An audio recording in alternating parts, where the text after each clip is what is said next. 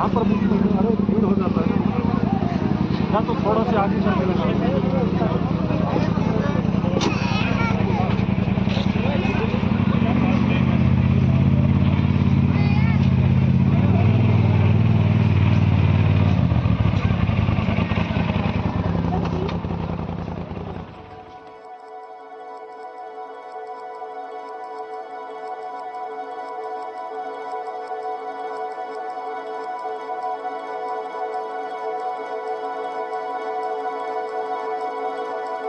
নাথুলাৰ পৰা আহিলোঁ এতিয়া আহিছোঁ বাবা মন্দিৰ হৰভজন সিং বাবা মন্দিৰ নাথুলাত একদম অৱস্থা একেবাৰে বেয়া বহুতৰে অক্সিজেন নোহোৱাৰ কাৰণে ভাগৰি পৰিছিল মোৰো একেবাৰে মূৰ চুৰ বিষ হৈ গৈছিল ইয়াতে তেনেকুৱা একো নাই নৰ্মেল ইয়াতে নাথুলা প্ৰায়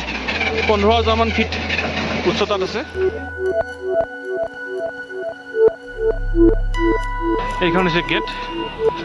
এন্ট্ৰি কৰিলোঁ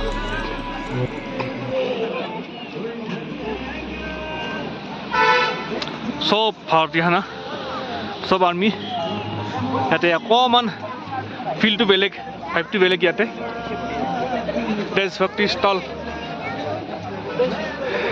বঢ়িয়া কি সুন্দৰ এইখিনি ধুনীয়া লাগিছে ইয়াতে চাগে কিবা কিবি ফাংচন হৈ থাকে চাগে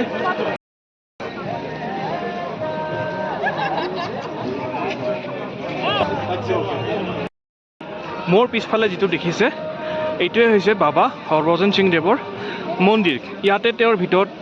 এটা মূৰ্তি আছে আৰু তেওঁৰ অফিচ এটা আছে লিভিং ৰুম আছে আৰু কিবা কিবি আছে ইয়াতে বিশ্বাস কৰা হয় যে তেওঁ যেতিয়া মৃত্যু হৈছিলে তেওঁ সৈন্য হিচাপে কৰ্মৰত আছিলে তেওঁৰ যেতিয়া মৃত্যু হৈছিলে মৃত্যুৰ পিছতো তেওঁ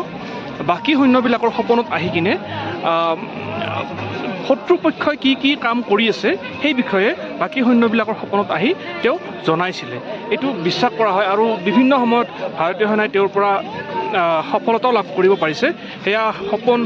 সেই সপোনবোৰ সত্য প্ৰমাণিত হৈছে সেইকাৰণে তেওঁক ইয়াতে ইমান সন্মানে ইয়াত তেওঁক পূজা কৰা হয় বৰ্তমান মই বাবা হৰভজন সিং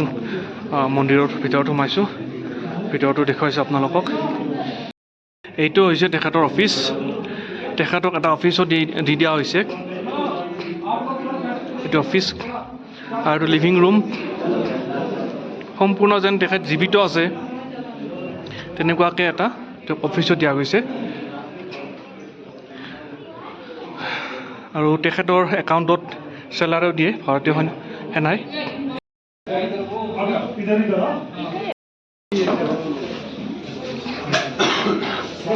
ইয়াতে বাবা মন্দিৰত দেওবাৰে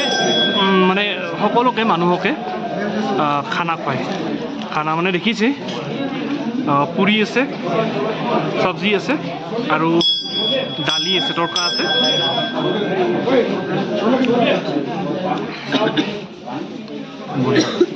প্ৰথমবাৰ কাৰো এনেকুৱাকৈ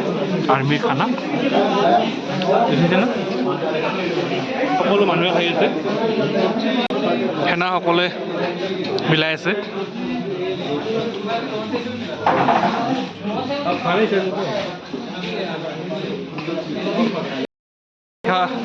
ইয়াতে লিখা আছে please ring the bell if you are happy with our service এতিয়া বজাই দিয়া বাবা হৰভজন সিং মন্দিৰৰ পৰা ওলালোঁ এতিয়া যাম চাংগুলেক আমাৰ অন্তিম লোকেশ্যন লাষ্ট স্পট